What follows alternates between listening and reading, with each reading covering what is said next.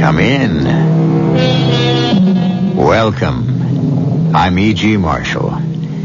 Welcome this time to a supernatural evil too monstrous to contemplate, and a spirit that hovers over all, the satyr. In the dictionary definition, a woodland deity represented as part human, part goat, noted for riotousness and lasciviousness. Not so terrifying in concept today, perhaps, but before the turn of the century, the Victorian era...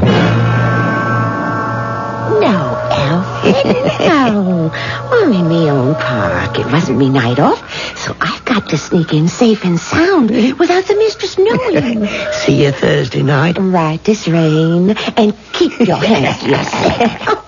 I'm still a decent girl, and that's what I'll stay till I'm married. Now, off you go. Good night, Millie. Night. You'd waste a lover's moon for convention's sake? Who's that?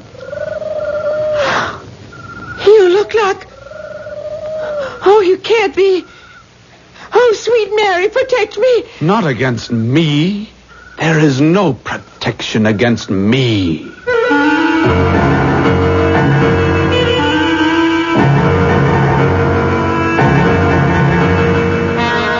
Our mystery drama, The Death Wish, was written especially for the Mystery Theater by Ian Martin and stars Anne Petoniak and Court Benson.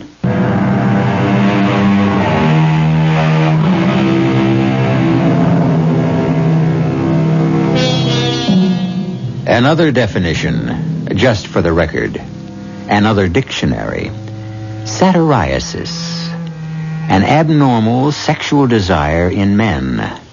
But our story begins long before the terror of unbridled evil descended on the quiet, well-ordered life of the Haven. The great house was built by a long-deceased ancestor in the early 18th century. And at the time all this begins has changed little in a century and a half. Until a stone cast into its quiet waters from the outside sends ripples of excitement and speculation washing over the Cutler family. Belinda, come away from the window. But, Mother, I want to see him drive up in the carriage with Father. Don't press your nose against the glass. It only means extra work for the servants.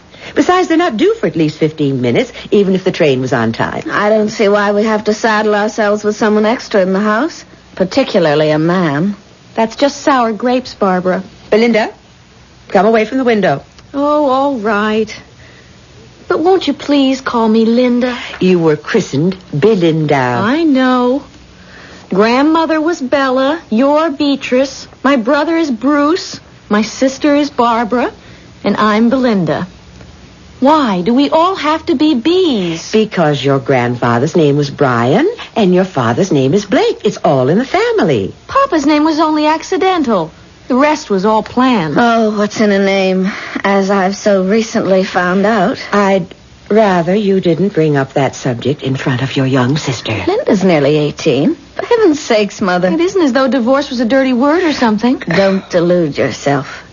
In our society, Linda, it's a blot. Disgraceful. Right, Mother? I prefer not to discuss so intimate a subject openly.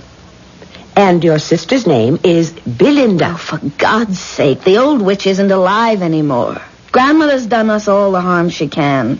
The hell with her. Oh, I don't like swearing either. And I don't like being without a man and being stuck at home again like a naughty child. I'm afraid we're all going to have to make some adjustments. God, I wish Bruce was here. I hope he knows how lucky he is to be able to get out from under the blanket and away to his internship. Mama, she doesn't mean anything. She's just so miserable. I know. I should be more forbearing. Who is this bird who's going to help feather our cushy nest, anyway? His name is Anton Gitano. Oh, it sounds so foreign and terribly romantic. Well, not really, child. As I understand it, his father was your father's batman during the Crimea. Batman? The Army's name for a valet, dear.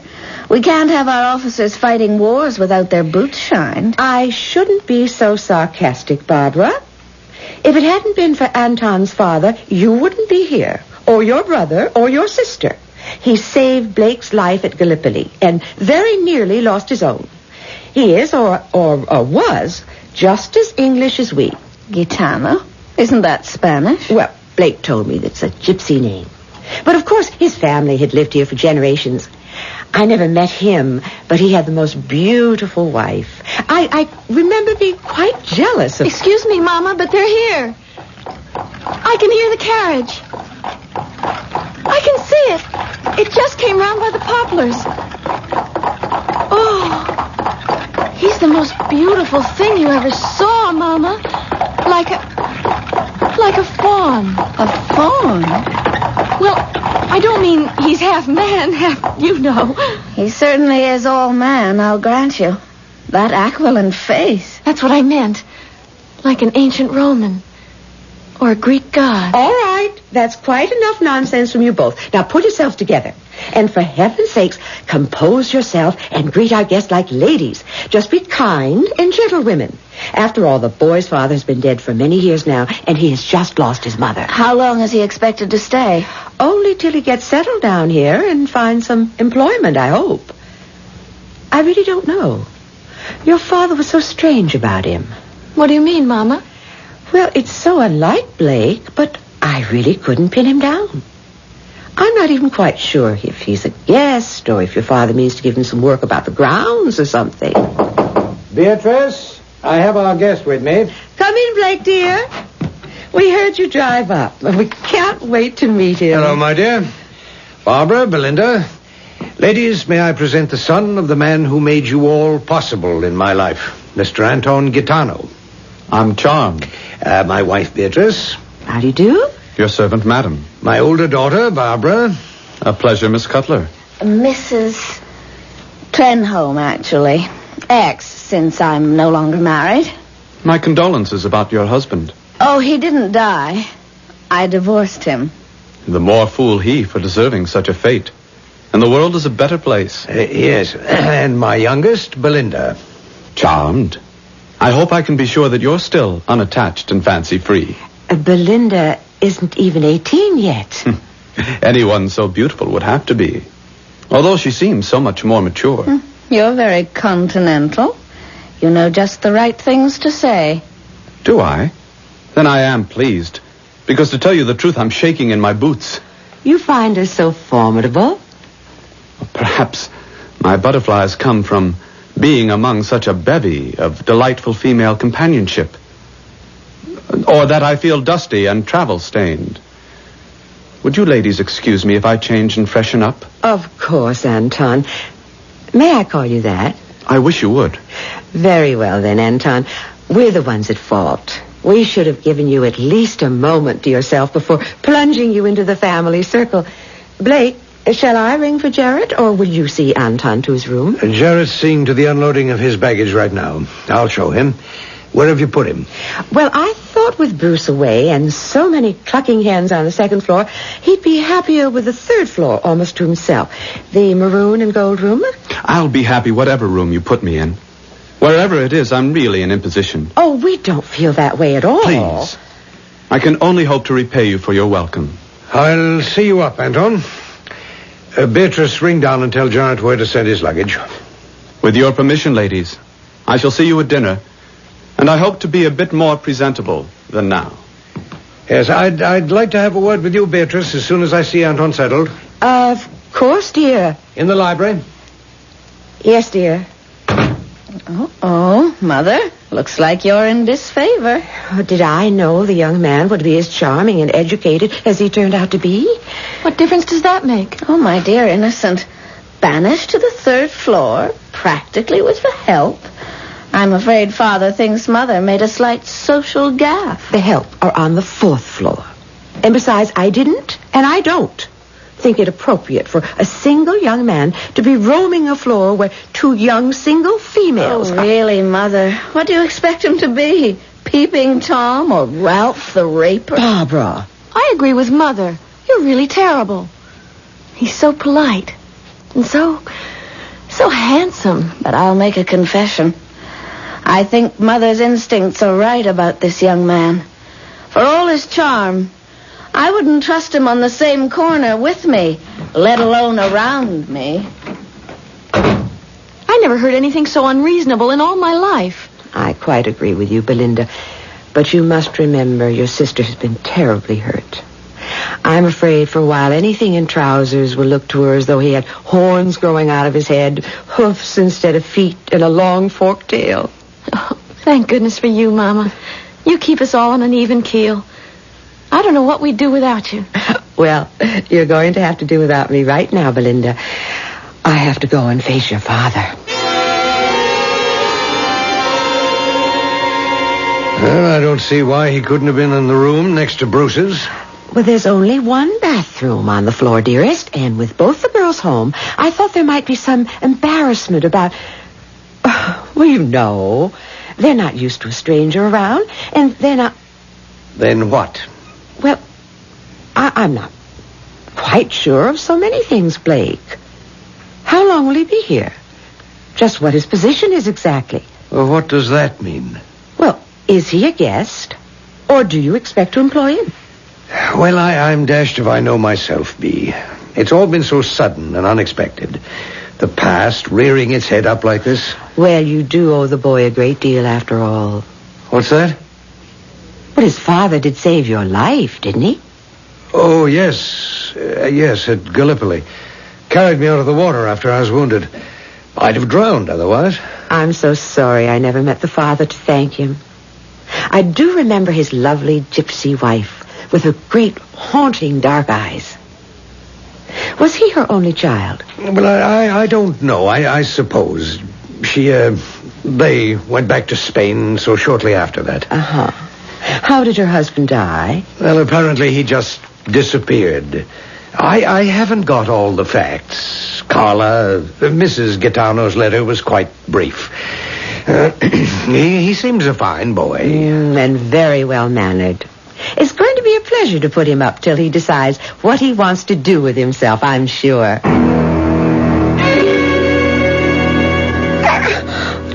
I'm sorry. I didn't mean any harm. Millie, isn't it? Yes, Mr.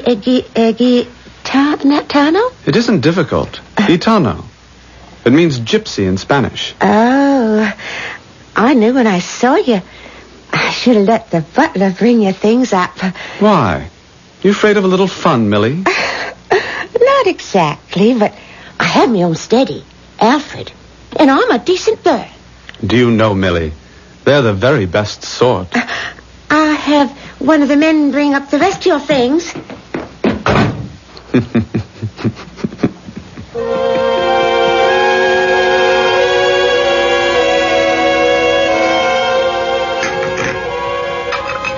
A wonderful dinner, Mrs. Cutler. Thank you, Anton. I think you will understand. I'm exhausted from the journey. Would you excuse me if I just asked to go to bed? Not at all.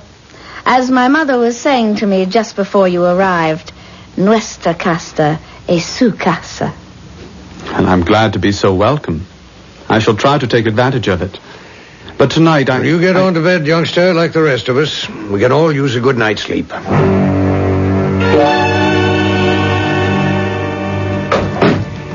Well, Bee, have you tucked in your little chicks for the night?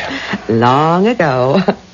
Barbara and Belinda have been asleep for well over an hour. It's almost midnight. Well, it's high time for all law-abiding people to be abed. Come on, join me before I fall asleep. I'm sorry you're tucked away already. It's such a beautiful night. A big, round, full moon. A lover's night. I came to get a sweater. I'm going to take a little stroll in the garden. Well, I'll get up and get dressed. Oh, no, darling, you're tired. I won't be long. Just a little turn as far as the court garden. That's good night. Because I know you'll be asleep like the rest of the house by the time I get back. Now, Alfie, I'm still a decent girl, and that's what I'll stay till I'm married. Now, off you go, Alfie. Good night, Millie. Good night. You'd waste a lover's moon just for convention's sake? Oh, no, Millie. Who's that? Oh, sweet Mary, protect me. Not against me. There is no protection against me.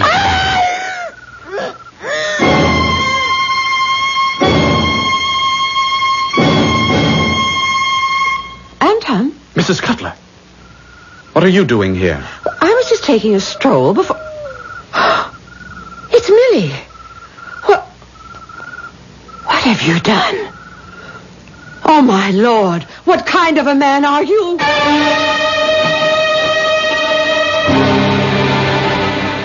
What indeed has Anton done? And as our story progresses, more and more that question will be asked. What kind of man are you? Not alone by the people in our story, but by you who listen to the strange history that unfolds. I'll return shortly with Act 2.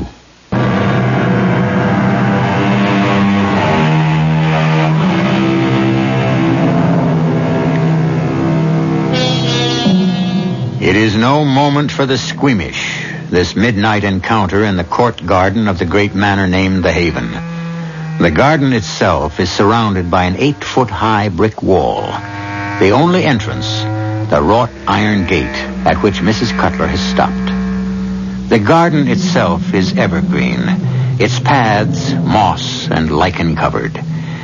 By the light of day, it is quaint and inviting. By moonlight, it is macabre and forbidding. A fitting setting for the girl stretched limp on the ground and the figure hunched over it. Anton, is this you? Unmasked, Mrs. Cutler. I'm afraid so. And Millie? She's dead. Dead? How? I suggest we go somewhere to talk in private. But Millie, I must see to her. She may not be... You may take my word for it that she is dead. It was an accident because she wasn't intelligent enough to listen to me. But you are going to be, aren't you? I don't know what you mean, Anton. Or whoever you are. I'm afraid you do, Mrs. Cutler. I mean, when the police come tomorrow, you're going to forget everything you saw, or thought you saw. After we have our little talk, that is. Otherwise, someone else, much nearer and dearer to you than Millie, will suddenly and unaccountably be just as dead as Millie. Who? What are you? My mother's son. She was the gypsy. But your father... What father? I never had a father. Just my mother and me. Well, then how did Blake... why did he take you in? My mother left me a rather special gift. Shall I show it to you? Oh, I don't want to see. I don't want to know anymore. I just want to go... You must! Oh, you're hurting me. You'll forget physical pain in a moment. Wait. Ah, there. The moon is out again. Let's see. Yes, he'll do. You see the owl sitting there in the tree? No, there. Straight ahead of you. Yes, I see him. Then watch. Owl perched high above my head. Hear you this? I wish you dead. Good Lord. Any living creature, any time I wish. Your husband, your son, your daughters. If you cross me, I wish them the same. That's why you will remain quiet about anything and everything you have seen in this garden.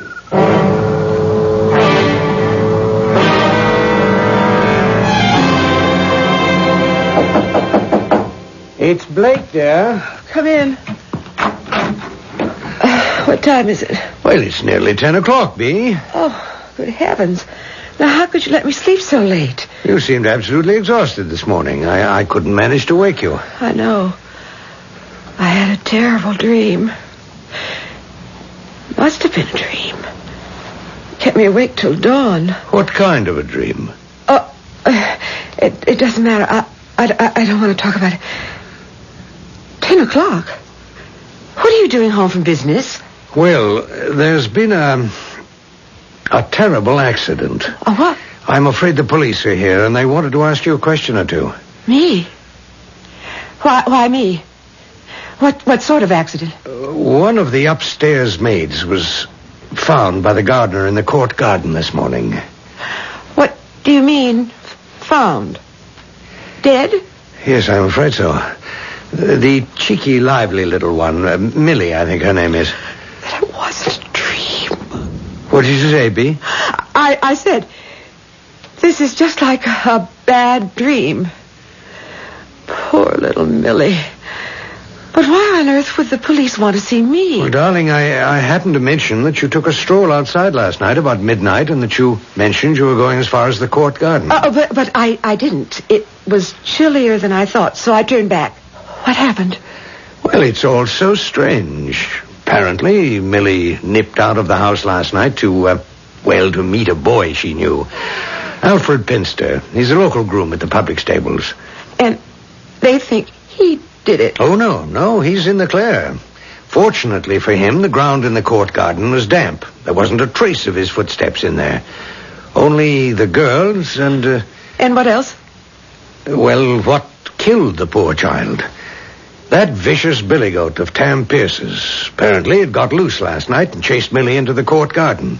I suppose she thought she could close the gates and keep him out, but he got in after her and... And what? Well, his hoof marks were all over the place. Oh. Even on...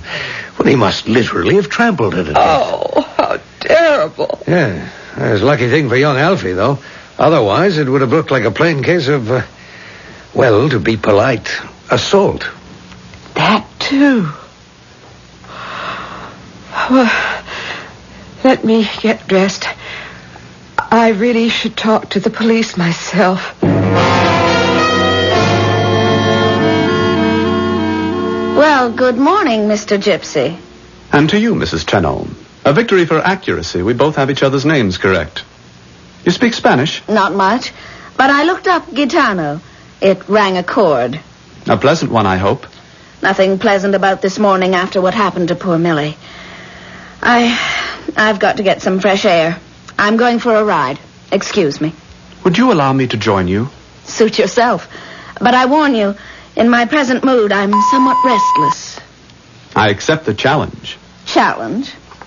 It was more of that than an invitation, wasn't it? I'll leave you to make up your own mind about that. Come on, if you're going.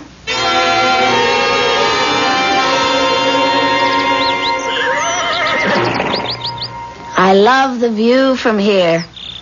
There's the Haven away down there to the left. It's a very large estate. And so near town. It's a priceless property. I think so, too. But not in terms of money, which is obviously what you meant.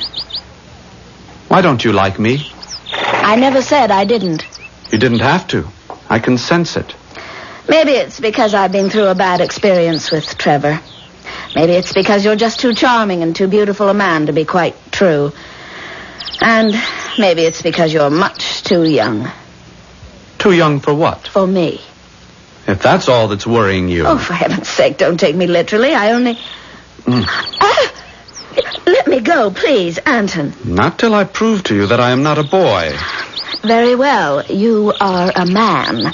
A big, strong man. Not quite yet. Damn it, if you won't let me... You must be crazy. For you, yes. But a better word is hungry. Just as you are. Now, really, that's enough. Don't be silly. We both know it's only the beginning. Are you conceited enough to think that Yes, I am. You see that blueberry bush over there? Yes. Watch it. I wish you dead. Oh, my God. You're very fond of your mayor, aren't you? Shall I wish her the same? No. Or your father? I can do it, you know. Who are you? For the moment, Barbara. Your lover.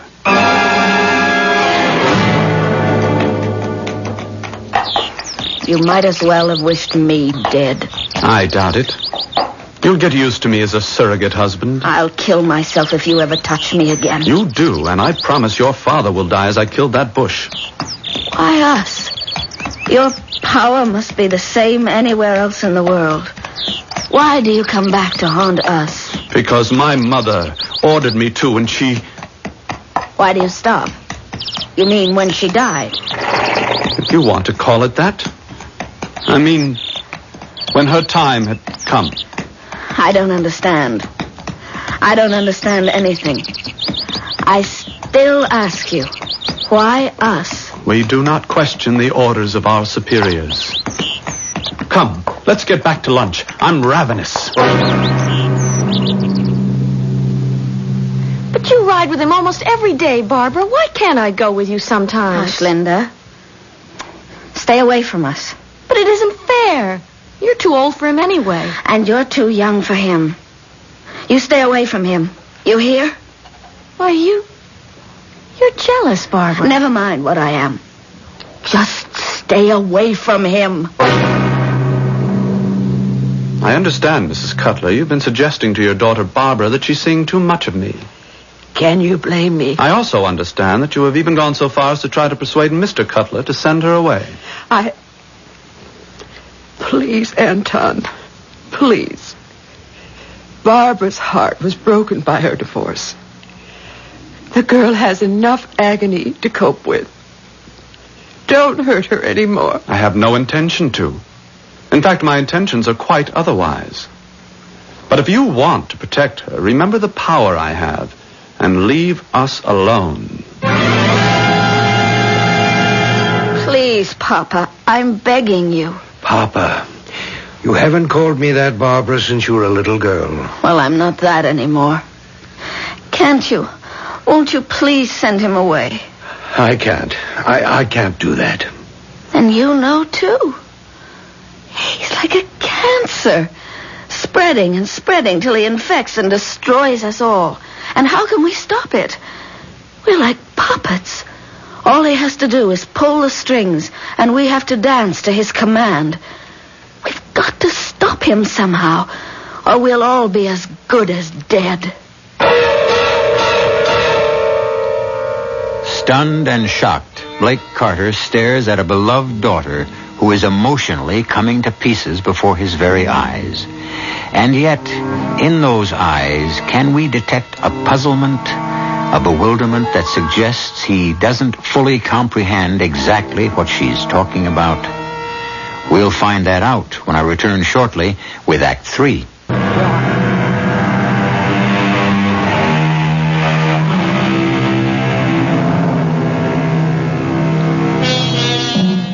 It's a lovely English September afternoon. The sun, streaming down from a cloudless sky, throws a dappling of lacy shadows on the bright green lawns as it streams through the trees. From the outside, the great manor seems well named, the Haven. But inside, something dark and insidious is growing, like a black, invisible mushroom, poisoning the atmosphere the Cutlers breathe, threatening their very lives, one by one. In the library, Barbara and her father remain as we left them, facing each other, gripped by emotions not yet fully explained. What do you mean, as good as dead? Let's not fence with each other, Papa.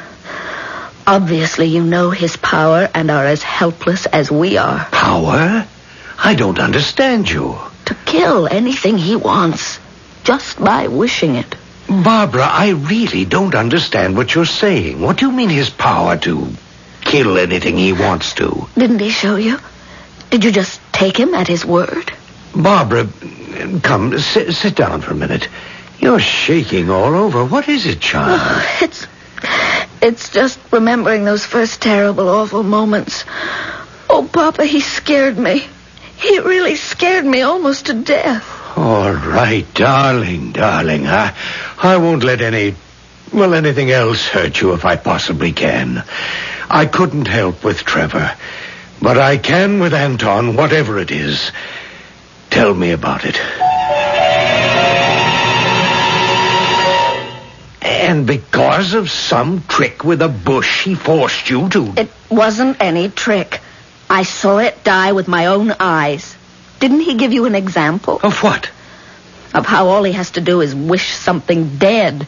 And it is. Oh, you're seeing things, dear. Imagining. You've always had too much of it. This wasn't imagination. It's cold, stark, brutal reality. But you didn't believe it when he showed you. You thought it was just some kind of trick. Showed me what, dear? He hasn't showed me anything like that. Then why did you say you can't send him away? Darling, don't press it. It's because I have an old debt to repay. Let's leave it at that. But I certainly intend to have a talk with Anton.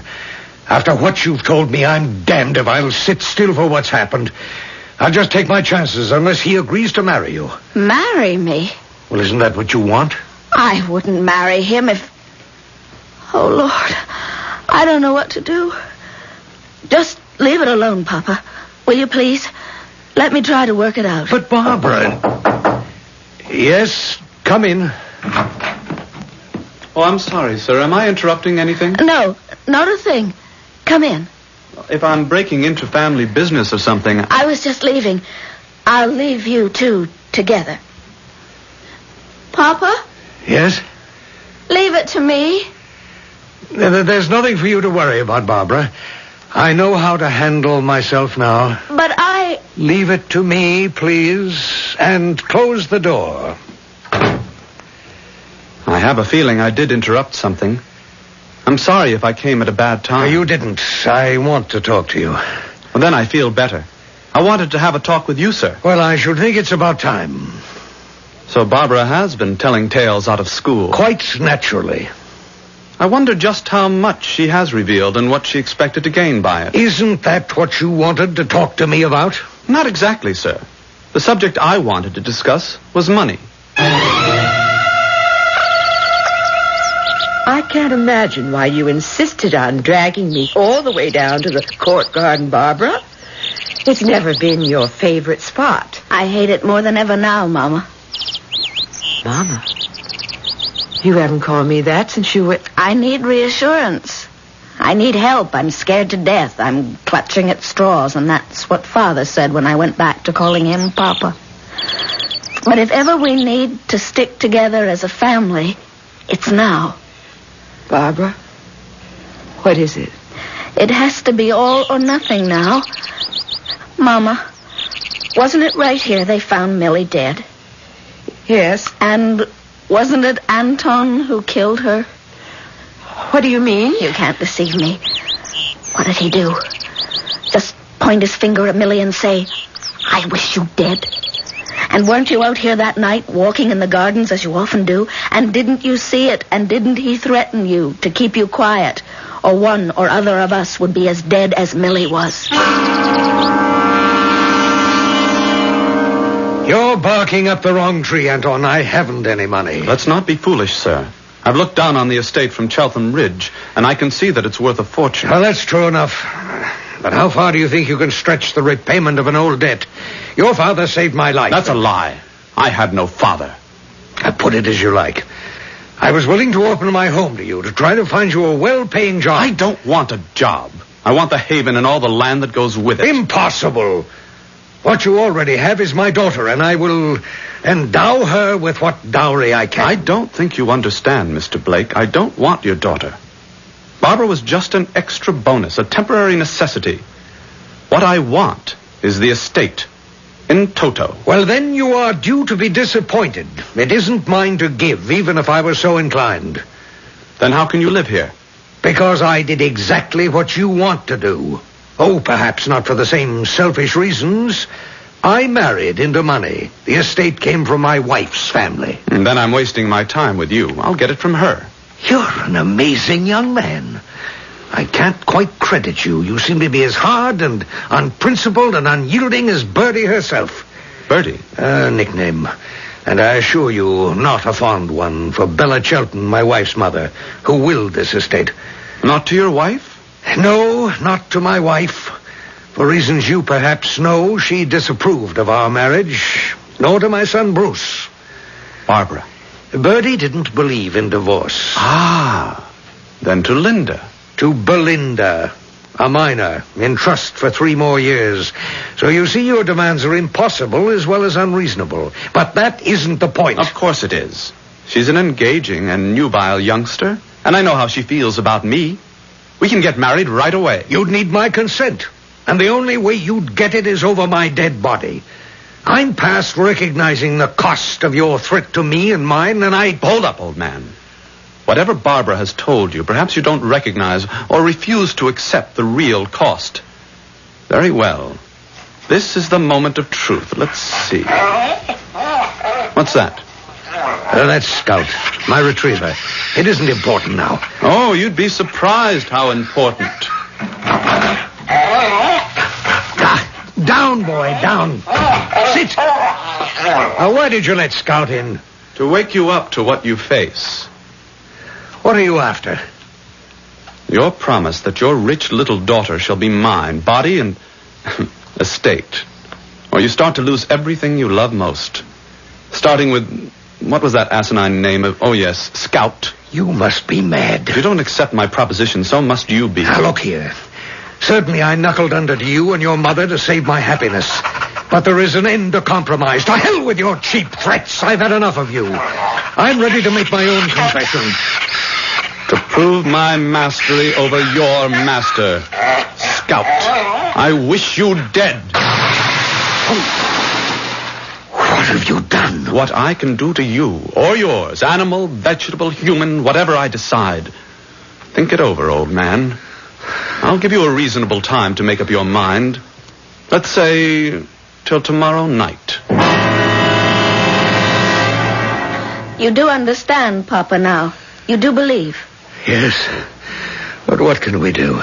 Mother's involved, too. You know that. She is? He killed Millie. Mother stumbled on it that night. She went out for a walk.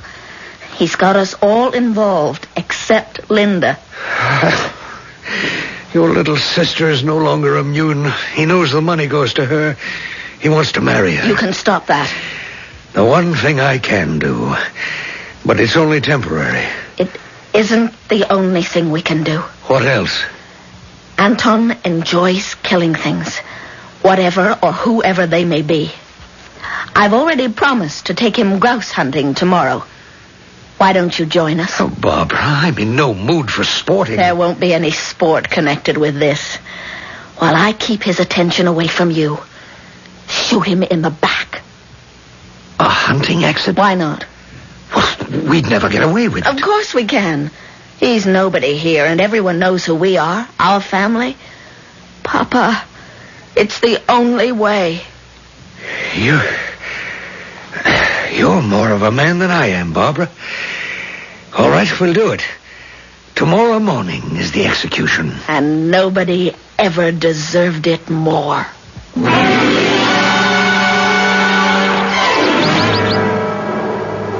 I've been looking forward to this. I'm very glad you made up your mind about Linda and me, sir. She's happy, too. Yes, the only thing to do. I haven't said anything to either of the girls, huh? No, better not. Might be a little difficult. When do we flush some birds? I miss old Scout. I am sorry about that, but I had to prove a point. I think we have some game. Where? This way, towards me. Coming. Okay, Dad. Shoot. Shoot. But there are no birds. Oh. I can't. No matter what man is, I can't kill him in cold blood. Not this man. So, it is all in the open. Then I will. Without compunction. In the back, where he deserves. Hold it. Don't turn. I'll even drop my gun. Fire if you want, Barbara. But I can wish faster than the shot can travel. Or you, Mr. Cutler. I can wish you all dead. But I'm sure one is enough. The innocent one. The one far away. Your son. Your firstborn. Now I offer you the challenge. Fire if you want. But if any of you wish to stay alive, let me prove my power now and forever. Wherever he is, your son, your firstborn, I wish him dead.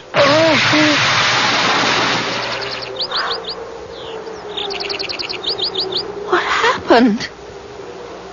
He's dead. But we didn't. We didn't have to.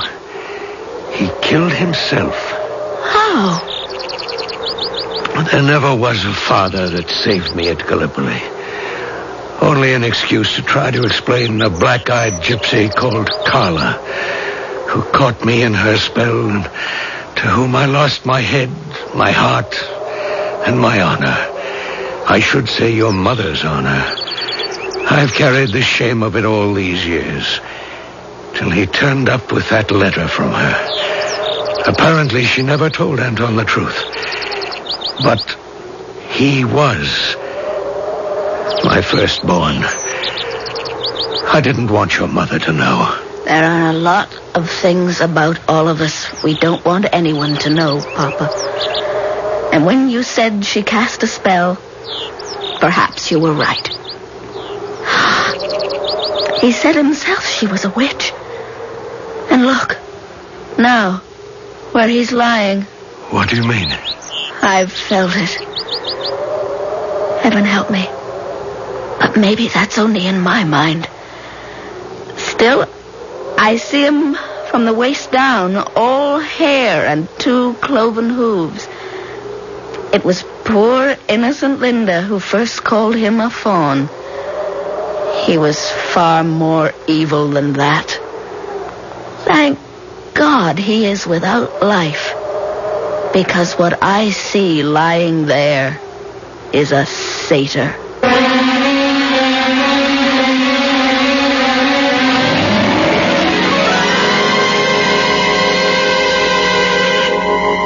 Illusion is belief.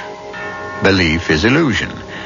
When the authorities picked up the body from the heath, there was nothing unusual about it. A hunting accident, most regrettable. But luckily, there were none to mourn save the Cutlers. We have told you a Gothic tale of ghoulery, which for once ended not in despair, nor perhaps in happiness, but at least in relief and freedom. I'll be back shortly.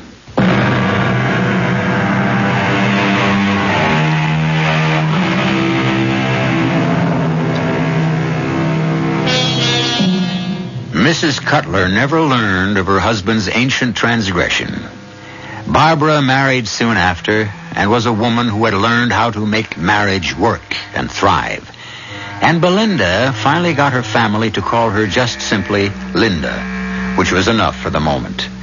She spent a few tears over Anton, who might have been, but being her age was soon adjusted to whatever was to be. A state, as long as it is expectant and hopeful, which is the best any of us at any age can ask for. Our cast included Anne Petoniak, Roberta Maxwell, Jada Rowland, Court Benson, and Michael Zaslow. The entire production was under the direction of Hyman Brown. This is E.G. Marshall inviting you to return to our Mystery Theater for another adventure in the macabre. Until next time, pleasant dreams.